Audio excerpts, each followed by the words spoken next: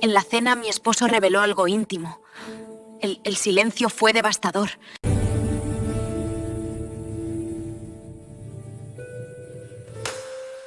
Antes de adentrarnos en la historia de hoy, quiero pedirles un pequeño favor. Si estas narraciones resuenan con ustedes, por favor suscríbanse al canal y dejen su like. Es un gesto pequeño para ustedes, pero para nosotros significa poder seguir dando voz a estas historias que necesitan ser contadas. Gracias por estar ahí. La humillación no siempre llega con gritos ni con portazos. A veces, la humillación más profunda, la que te rompe los huesos por dentro sin dejar un solo moretón en la piel, llega vestida de etiqueta, con una copa de vino tinto en la mano y una sonrisa encantadora. Llega en medio de risas, en un restaurante caro, bajo una luz tenue que hace brillar los cubiertos de plata. Esa noche, yo llevaba el vestido azul marino que a Esteban tanto le gustaba. Ponte ese, me había dicho desde el baño, mientras se terminaba de afeitar. Es el que te hace ver más elegante, y hoy necesito que todo sea perfecto. Y yo, como siempre, obedecí. Me miré al espejo y me alicé la tela sobre las caderas. Tenía 42 años, pero esa noche me sentía como una niña pequeña disfrazada de adulta, esperando aprobación. Esteban era el gerente regional de una firma importante, y esa cena con Ricardo, su jefe directo, y su esposa, Elena, era crucial para el ascenso que llevábamos meses esperando. O mejor dicho, que él llevaba meses esperando y yo llevaba meses gestionando desde la sombra, planchando camisas, organizando su agenda mental, escuchando sus discursos de práctica frente al espejo del salón. Llegamos puntuales. Esteban estaba magnético. Tenía esa capacidad de llenar la habitación con su energía, una mezcla de confianza y carisma que al principio de nuestra relación me enamoró, pero que con los años había empezado a sentir como una luz demasiado fuerte que me dejaba ciega, o peor, invisible. Ricardo, Elena, qué gusto verlos, dijo Esteban, saludando con ese apretón de manos firme que ensayaba. Nos sentamos. La mesa era redonda, pequeña, lo que obligaba a una intimidad forzada. Yo me coloqué a su derecha, mi lugar habitual. Mi función en estas cenas era clara: sonreír, asentir, reírme de las bromas de mi esposo y suavizar cualquier silencio incómodo con comentarios amables sobre la comida o el clima. Era la esposa trofeo en versión modesta, no por belleza despampanante, sino por mi capacidad de anularme para que él brillara más. La cena transcurría con normalidad. Hablaron de cifras, de proyecciones para el próximo trimestre, de las vacaciones de Ricardo en la Riviera Maya. Yo apenas probaba mi salmón. Tenía un nudo en el estómago, una intuición oscura que no sabía nombrar. Esteban estaba bebiendo más rápido de lo habitual. No estaba borracho, no todavía, pero sus mejillas tenían ese rubor encendido y su voz había subido un par de decibelios. Estaba eufórico, se sentía ganador. La clave, decía Esteban, gesticulando con la copa, es saber leer a la gente. Yo sé lo que el cliente quiere antes de que lo sepa él. Es instinto. Ricardo asintió, impresionado. Tienes un don, Esteban. Eso es innegable, y se nota que tienes estabilidad en casa. Eso es vital. Elena ha sido mi roca durante 30 años. Elena sonrió, una sonrisa suave y cómplice. Esteban me miró. En ese momento, esperé una palabra amable. Un Clara también es mi apoyo. Un simple sí, tenemos suerte. Pero la mirada de Esteban no tenía calidez. Tenía ese brillo travieso y ligeramente cruel que le aparecía cuando se sentía demasiado seguro de su audiencia. Bueno, más que una roca. Clara es mi proyecto de restauración, soltó Esteban, soltando una carcajada corta. El comentario quedó flotando. Elena me miró confundida, pero sonrió por cortesía. Yo sentí el primer pinchazo frío en el pecho. ¿Proyecto de restauración?, preguntó Ricardo, intentando seguir la broma. Sí, hombre, ya sabes cómo son las mujeres después de cierta edad y ciertos Problemas. Esteban hizo un gesto vago con la mano, restando importancia, pero sus ojos estaban clavados en mí. A veces hay que tener una paciencia de santo. Yo apreté la servilleta de tela bajo la mesa hasta que mis nudillos se pusieron blancos. Sabía por dónde iba. Le rogué mentalmente, por favor. No, por favor.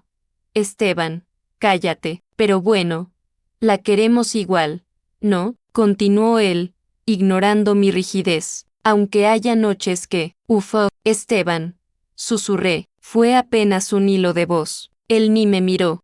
Se inclinó hacia Ricardo como si le fuera a contar un secreto de estado, aunque su voz se escuchaba perfectamente en toda la mesa. La semana pasada, sin ir más lejos, tuvimos un pequeño incidente doméstico. Clara tiene esta cosa, ya sabes, una especie de fobia ridícula a quedarse sola. Me montó un espectáculo en el pasillo, llorando, agarrada a mi pierna porque yo tenía que salir a un viaje de negocios de 2 días. El aire se congeló. Eso no era una anécdota graciosa.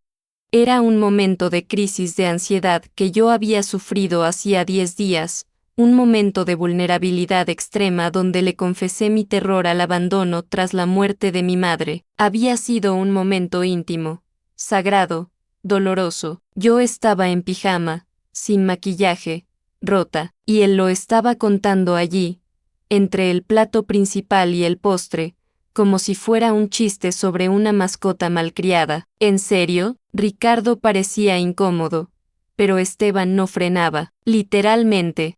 No me dejes. No soy nada sin ti. Eso me dijo. Imagínate, Ricardo, tener que gestionar una fusión de empresas y llegar a casa para encontrarte con eso. A veces siento que tengo una tercera hija en lugar de una esposa, pero bueno, en la cama lo compensa. A veces, cuando no está llorando. Claro, y se rió. Fue una risa sonora, satisfecha. Esperaba que Ricardo y Elena se unieran. Esperaba la complicidad masculina, la palmada en la espalda por aguantar a la mujer loca. Pero no hubo risas. Hubo un silencio denso, pesado, absoluto. El sonido de los cubiertos de la mesa de al lado pareció amplificarse. Elena bajó la mirada a su plato, visiblemente avergonzada ajena. Ricardo carraspeó, tomando su copa de agua, sin saber dónde mirar. Yo sentí cómo la sangre se me iba de la cara. No era solo la vergüenza de que expusiera mi ansiedad, era la traición. Había tomado mi dolor más profundo, mi momento de mayor fragilidad, y lo había convertido en una anécdota para hacerse el fuerte, el mártir, el hombre paciente que soporta a la esposa histérica. Me había desnudado frente a extraños, pero no el cuerpo, sino el alma, y lo había hecho para entretenerlos. Esteban notó el silencio, pero no lo interpretó como rechazo, lo interpretó como asombro. Vamos, no me miren así. Todos tenemos nuestros trapos sucios, ¿no? Solo digo que el éxito profesional requiere sacrificios personales, y yo he hecho muchos. Levanté la vista, mis ojos se encontraron con los de Elena. En su mirada no sexta burla, vi lástima, y esa lástima me dolió más que cualquier insulto. Voy al baño, dije. Mi voz sonó extraña, metálica, como si saliera de un cuerpo que ya no me pertenecía. Me levanté despacio, cuidando que mis piernas no fallaran. Esteban me dio una palmadita en la cadera mientras pasaba por su lado. No tardes, cariño, ya viene el postre, y límpiate un poco los ojos, que se te están poniendo rojos. Caminé entre las mesas con la espalda recta, sintiendo las miradas de los comensales o quizás imaginándolas. Al llegar al baño, cerré el pestillo y me apoyé contra la puerta fría. El espejo me devolvió la imagen de una mujer impecable en un vestido azul, pero yo sabía que lo que había dentro acababa de morir. No lloré. Curiosamente, no derramé ni una sola lágrima. Me miré fijamente a los ojos en el espejo y me di cuenta de algo aterrador. No estaba triste, estaba helada. Lo que Esteban no sabía mientras pedía otra botella de vino y trataba de arreglar el ambiente en la mesa, era que ese silencio devastador no había sido el final de la noche, había sido el final de mi vida con él, solo que yo todavía no sabía cómo decírselo, o cómo cobrármelo. Me lavé las manos con agua helada.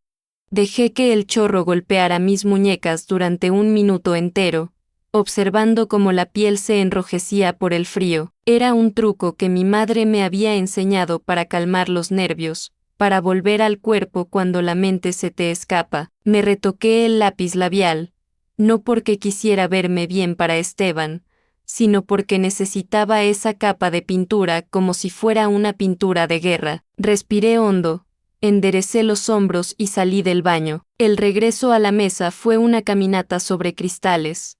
A medida que me acercaba, noté que la atmósfera había cambiado irreparablemente, aunque Esteban parecía ser el único que no se daba cuenta. Ricardo revisaba su reloj con demasiada frecuencia y Elena jugaba con los restos de su postre, haciendo dibujos con el tenedor en la salsa de frambuesa. Esteban, en cambio, estaba recostado en su silla, con la corbata ligeramente aflojada y esa sonrisa de satisfacción que solía tener después de cerrar un trato. «Ahí está», dijo Esteban cuando me senté. Su voz sonó demasiado fuerte en el restaurante. «¿Todo bien? Te tomaste tu tiempo». Ricardo estaba contándonos sobre su barco. «Todo bien». Mentí. Mi voz salió suave, controlada. Ni siquiera lo miré a él. Fijé mis ojos en el centro de mesa floral. Ricardo aprovechó mi llegada para decretar el final de la velada. «Bueno, mañana es día de oficina y estas cenas pasan factura», dijo, haciendo una seña al camarero para pedir la cuenta. Esteban intentó insistir en otra copa, en prolongar su momento de gloria, pero Ricardo fue tajante. Mientras esperábamos el recibo, el silencio volvió a instalarse, pero esta vez no era el silencio atónito de antes, era un silencio incómodo, de esos que gritan «queremos irnos de aquí». Esteban, ajeno a todo matiz emocional que no fuera el suyo propio, seguía hablando de lealtad corporativa. La despedida en la puerta del restaurante fue reveladora. Ricardo le dio un apretón de manos rápido a Esteban, sin contacto visual directo, pero fue Elena quien me sorprendió. Se acercó a mí y, en lugar del beso al aire protocolario, me dio un abrazo breve pero firme. «Cuídate mucho, Clara», me susurró al oído. Su tono no era de despedida social, era una advertencia, o quizás, una condolencia. Nos subimos al coche. El cierre de la puerta del copiloto sonó como el sello de una tumba. El olor a cuero y al ambientador de pino que Esteban adoraba me revolvió el estómago. Él encendió el motor y puso música suave, tarareando. «Ha salido perfecto», dijo mientras salíamos del aparcamiento. Ricardo estaba encantado. «Lo tengo en el bolsillo, Clara. Ese ascenso es mío». Miré por la ventanilla. Las luces de la ciudad pasaban como líneas borrosas. Sentía una desconexión total con el hombre que conducía. Era como si, de repente, estuviera viendo a un extraño. «¿No vas a decir nada?», preguntó él, notando mi falta de entusiasmo. «Deberías estar contenta. Esto significa más dinero, mejores vacaciones. Quizás hasta podamos cambiar tu coche». «Esteban», dije, sin girar la cabeza, «¿por qué les contaste lo de mi crisis de ansiedad?». Él soltó un suspiro exasperado, golpeando ligeramente el volante con las palmas. «¡Ay!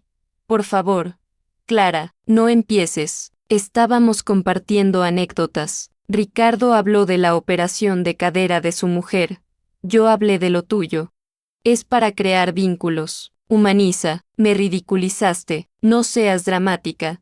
Me cortó, subiendo un poco el tono. Te estás tomando todo a la tremenda, como siempre. Es ese victimismo tuyo lo que cansa. Les hice ver que soy un hombre de familia, que cuido de los míos a pesar de las dificultades. Deberías agradecerme que no me avergüence de ti y te lleve a estas cenas, a pesar de las dificultades. Así me veía, yo era la dificultad, yo era el obstáculo que él sorteaba heroicamente. Me quedé callada. En otros tiempos, habría llorado, habría intentado explicarle cómo me sentía, habría buscado las palabras exactas para hacerle entender mi dolor, suplicando validación. Pero esa noche, algo se había apagado. El mecanismo que me hacía buscar su aprobación se había roto. Me di cuenta de que explicarle algo a Esteban era como intentar explicarle la teoría del color a un daltónico. No es que no quisiera ver, es que carecía de la capacidad para hacerlo. El resto del viaje transcurrió en silencio. Él lo interpretó como que había ganado la discusión. Yo sabía que era el inicio de una guerra fría. Llegamos a casa. La casa estaba oscura y silenciosa. Entré y me quité los zapatos de tacón en el recibidor, sintiendo el alivio físico en mis pies, aunque la opresión en el pecho seguía intacta. Subí las escaleras directo al dormitorio, con Esteban siguiéndome de cerca. Empecé a desvestirme, quitándome las joyas mecánicamente. «Oye», dijo él, acercándose por detrás.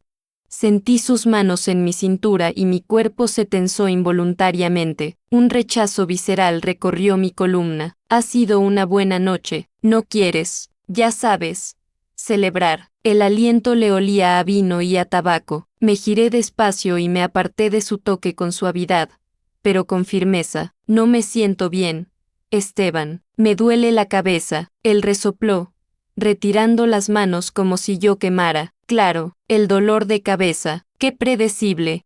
En el restaurante estabas perfecta, pero llegamos a casa y te enfermas». «Estoy cansada», dije, tomando mi pijama y dirigiéndome al baño para cambiarme allí, lejos de su mirada. «Solo quiero dormir». «Como quieras», masculló, quitándose la corbata con un tirón brusco. «Eres imposible, Clara, de verdad». Me encerré en el baño, me quité el vestido azul y lo dejé caer al suelo, en un montón de tela arrugada. Me puse mi pijama de algodón viejo, el que no le gustaba porque decía que era anticonceptivo. Me lavé la cara, quitándome el maquillaje con fuerza, casi frotando hasta hacerme daño, queriendo borrar cualquier rastro de la mujer sumisa que había cenado con ellos. Cuando salí, Esteban ya estaba en la cama, dándome la espalda, respirando fuerte. Me acosté en mi lado, lo más cerca posible del borde, cuidando que ninguna parte de mi piel tocara la suya. Apagué la luz de la mesita de noche. La oscuridad inundó la habitación, pero el sueño no llegaba. Escuché cómo la respiración de Esteban se volvía pesada y rítmica. Se durmió en menos de 5 minutos. Él dormía con la tranquilidad de quien cree tener la razón absoluta. Yo me quedé con los ojos abiertos, mirando la nada. Durante años, había pensado que mi miedo a la soledad era mi mayor debilidad, que sin Esteban, yo me desmoronaría. Él se había encargado de alimentar esa creencia, de hacerme sentir pequeña, frágil, dependiente. Mi proyecto de restauración, había dicho. Pero mientras escuchaba sus ronquidos, sentí una claridad aterradora. La soledad no era estar sola en una habitación. La soledad era estar acostada al lado de alguien que te usa como un escalón para sentirse más alto. Esa noche no planifiqué una venganza, no pensé en gritar, ni en pedir el divorcio al día siguiente. No tenía dinero propio, ni a dónde ir, ni fuerzas todavía, pero tomé una decisión. Empecé a observarlo. Dejé de ser su esposa y me convertí en una espía en mi propia casa. Si él creía que yo era tonta y frágil, usaría eso a mi favor. Nadie sospecha de los muebles. Nadie sospecha de la esposa trofeo con problemas de ansiedad. Y eso me daba una ventaja que él ni siquiera podía imaginar. Los días siguientes transcurrieron bajo una neblina de normalidad fingida. Si Esteban hubiera prestado un mínimo de atención, habría notado que el café ya no tenía el toque de canela que le gustaba, o que mis preguntas sobre su día eran genéricas, carentes de curiosidad real. Pero la arrogancia es un vendaje que cubre los ojos, y Esteban estaba ciego. Él seguía interpretando su papel de esposo magnánimo que perdona a la mujer inestable. Yo empecé a interpretar el papel de la sombra observadora. La rutina se convirtió en mi campo de entrenamiento. Cuando él salía por la mañana, impecable en sus trajes de corte italiano, Yo dejaba de ser la ama de casa triste para convertirme en una auditora de mi propia vida. Dejé de llorar por los rincones. El llanto consume energía, y yo la necesitaba toda para lo que estaba por venir. La oportunidad se presentó un martes. Esteban siempre fue meticuloso con su privacidad digital, móvil con reconocimiento facial, portátil con contraseñas complejas, pero tenía una debilidad, su vanidad. Creía que yo era tecnológicamente inepta, una mujer que apenas sabía usar Instagram para ver recetas y decoración. Esa mañana, salió apresurado. Tenía una reunión de emergencia antes de la oficina. En su prisa, dejó su iPad personal sobre la mesita de noche. No era el del trabajo, sino el que usaba para leer noticias y gestionar asuntos personales. Me quedé mirando la pantalla negra como si fuera un abismo. Sabía el código, lo había visto teclearlo cientos de veces por el reflejo del espejo mientras se vestía. 1980, su año de nacimiento. Por supuesto, mis manos temblaron al principio, no por miedo a que volviera, sino por miedo a lo que iba a encontrar. Deslicé el dedo. La pantalla se iluminó. Entré en su correo, luego en la galería de fotos, y finalmente en WhatsApp. No encontré lo que esperaba. No había fotos de hoteles sórdidos ni mensajes explícitos de sexo salvaje con una desconocida. Lo que encontré fue mucho peor. Encontré una conversación archivada con un nombre, Gestoría ML. Parecía aburrido, profesional, pero la foto de perfil era una mujer joven, rubia, sonriendo frente a una playa. Abrí el chat, leí durante una hora. No eran amantes en el sentido pasional, eran socios en la construcción de una vida paralela. Ella, Lucía, era una compañera de trabajo de otra delegación. En los mensajes, Esteban no solo coqueteaba, planificaba. Ya falta poco, preciosa. En cuanto se confirme el ascenso y el bono de Ricardo, muevo la segunda parte del capital. Clara no sospecha nada. Está demasiado ocupada con sus pastillas y sus neuras. Sentí una náusea violenta subir por mi garganta. Seguí leyendo. ¿Seguro que no va a pedir la mitad si te separas?, preguntaba ella. Clara no tiene donde caerse muerta. La casa está a nombre de la sociedad que creé antes de casarnos, y los ahorros conjuntos. Bueno, digamos que han tenido pérdidas de inversión este año. Se quedará con lo puesto. Además, su historial médico juega a mi favor. Si se pone difícil, alegaré inestabilidad mental. Créeme, la tengo controlada. Ahí estaba, negro sobre blanco. No solo me despreciaba, me estaba desfalcalzando. Llevaba 2 años desviando nuestros ahorros, dinero que también venía de la herencia de mi madre a cuentas que yo desconocía, preparándose para descartarme como a un mueble viejo en cuanto obtuviera ese puesto directivo. Me había llamado proyecto de restauración en la cena, pero en realidad, para él yo era un activo depreciado que había que liquidar. Dejé el iPad exactamente donde estaba. Me aseguré de borrar la huella de mi dedo sobre la pantalla con la manga de mi jersey. Me senté en el borde de la cama y miré la habitación, las fotos de nuestra boda, los libros que leíamos, las sábanas de hilo egipcio, todo era un decorado. Yo vivía en una mentira financiada con mi propio dinero robado. Ese día no limpié, no cociné, pasé las horas sentada en el sofá, en silencio, dejando que la información se asentara en mi cerebro como cemento fresco, endureciéndose hasta volverse piedra. La tristeza se evaporó por completo, lo que quedó fue una frialdad clínica. Cuando Esteban llegó por la noche, traía una botella de vino. Estaba exultante. «Lo tengo. Clara», gritó desde la entrada. «Ricardo me ha llamado. El puesto es mío. Se hace oficial el viernes en la cena de gala de la empresa». Entró al salón y me vio sentada a oscuras. Encendió la luz, molesto. «¿Qué haces ahí como un fantasma? ¿No has oído? Me han dado el puesto. Vamos a ser ricos, mujer. Alégrate un poco. Por Dios». Me levanté despacio, le sonreí. Fue la mejor actuación de mi vida. «Felicidades, Esteban. Sabía que lo lograrías. Eres Muy astuto. Él se sirvió una copa sin ofrecerme una. Lo soy, y tú deberías estar agradecida. Ahora, escucha, el viernes es la cena de gala. Es un evento grande. Todos los socios, las esposas, inversores. Necesito que estés impecable. Nada de dramas, nada de caras largas. Ricardo va a anunciar mi nombramiento y quiero que te veas como la esposa de un director. ¿Entendido? Me acerqué a él, le acomodé el cuello de la camisa con suavidad. Él se tensó, sorprendido por mi contacto, pero se dejó hacer. No te preocupes, Esteban, le dije mirándole a los ojos, notando cómo sus pupilas se dilataban por el alcohol. El viernes voy a estar inolvidable. Voy a darte exactamente lo que te mereces. Así me gusta, dijo él, dándome una palmadita condescendiente en la mejilla. Sabía que al final entrarías en razón. Voy a ducharme, pide una pizza o algo. No tengo hambre de lo que hayas cocinado.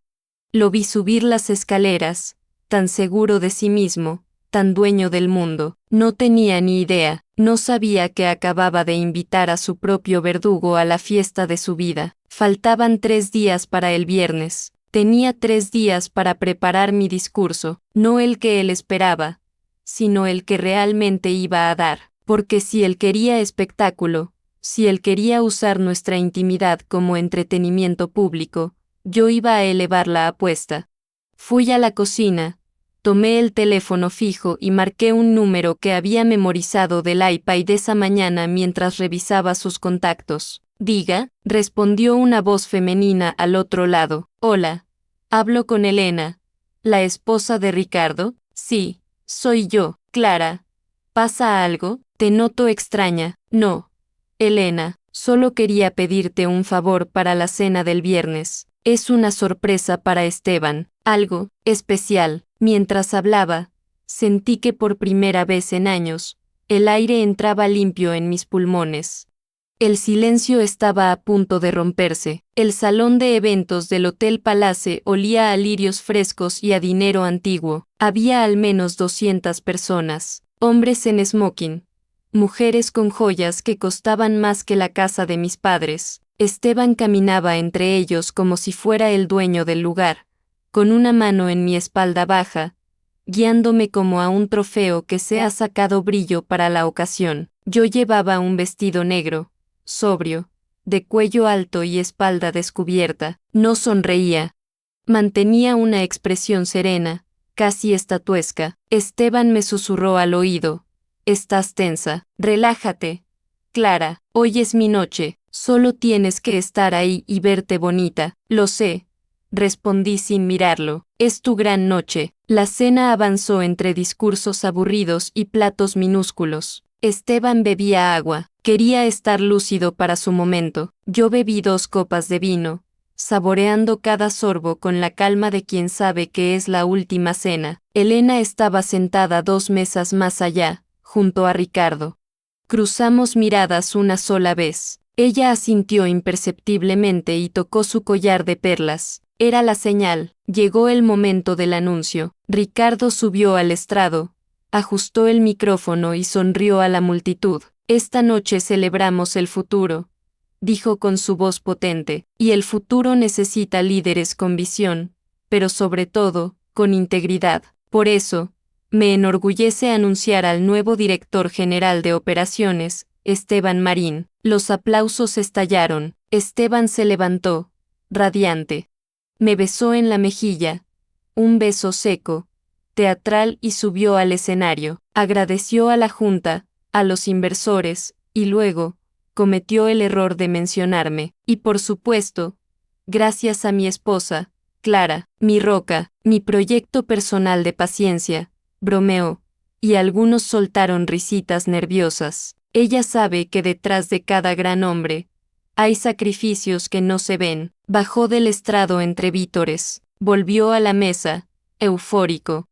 Ricardo se acercó a nuestra mesa para felicitarlo personalmente, seguido de Elena. Bien hecho, Esteban, dijo Ricardo, dándole la mano. Mañana firmamos los papeles oficiales. Fue entonces cuando me levanté. El ruido de mi silla arrastrándose contra el suelo de mármol fue agudo, discordante. Esteban me miró con advertencia en los ojos. Clara, siéntate. Ignoré su orden. Me giré hacia Ricardo. Mi voz no tembló. Ricardo, antes de que firmen nada mañana, Esteban tenía un regalo para ti.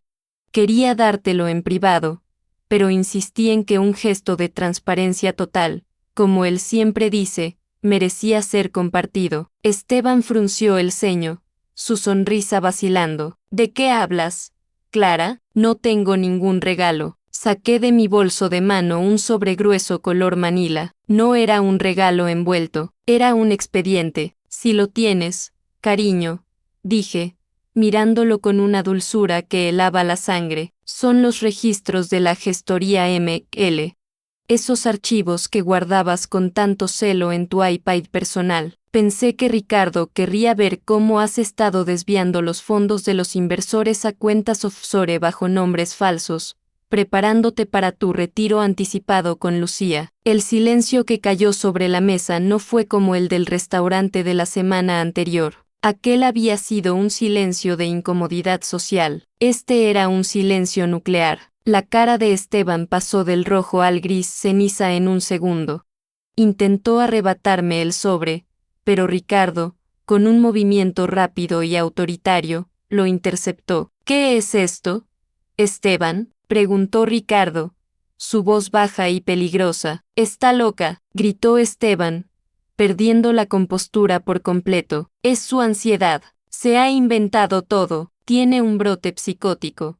Ricardo, no le hagas caso». Ricardo abrió el sobre. No había delirios de una mujer loca dentro.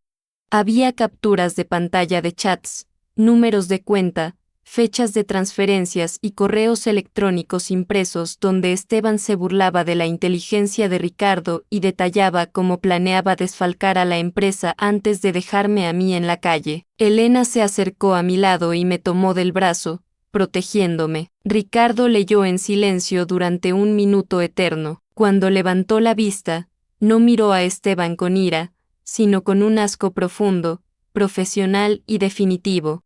«Seguridad», dijo Ricardo, alzando la voz lo suficiente para que los guardias de la entrada lo escucharan. «Acompañen al señor Marín a la salida, y llamen a mis abogados, y a la policía». «Ricardo, espera, es una trampa, esa mujer es una víbora». Esteban manoteaba mientras dos guardias lo sujetaban por los brazos. La gente alrededor murmuraba, señalando la humillación pública que él tanto adoraba infligir.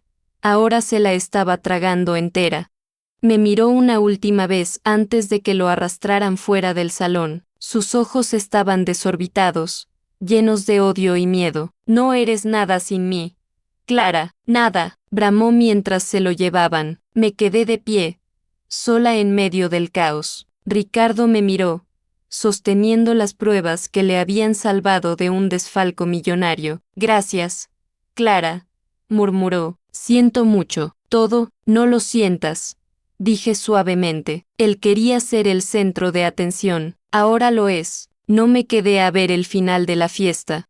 Elena me ofreció llevarme, pero negué con la cabeza. Necesitaba salir de allí por mis propios medios. Caminé hacia la salida del hotel, sintiendo el aire fresco de la noche en mi cara. No tenía casa a la que volver. Esa misma tarde había sacado mis cosas y las había llevado a un pequeño apartamento de alquiler que pagué vendiendo las únicas joyas que realmente eran mías. No tenía marido. No tenía los ahorros de toda mi vida, porque él se los había gastado o escondido, y recuperarlos sería una batalla legal de años. Tenía 42 años y estaba empezando de cero. Me quité los tacones en la acera y caminé descalza hacia el taxi que me esperaba. Mis pies dolían, pero mi pecho, por primera vez en 2 décadas, no pesaba. Había recuperado mi voz, y el silencio, ese silencio que antes me aplastaba, ahora era mi mejor aliado. Era un lienzo en blanco. Miré por la ventanilla trasera mientras el taxi se alejaba del lujo y las luces. Esteban había tenido razón en una cosa, yo era un proyecto de restauración, pero él no era el arquitecto, lo era yo, y acababa de demoler las ruinas para empezar a construir. Esta historia no termina aquí, hay relatos que nunca pude subir al canal. El enlace está en la descripción.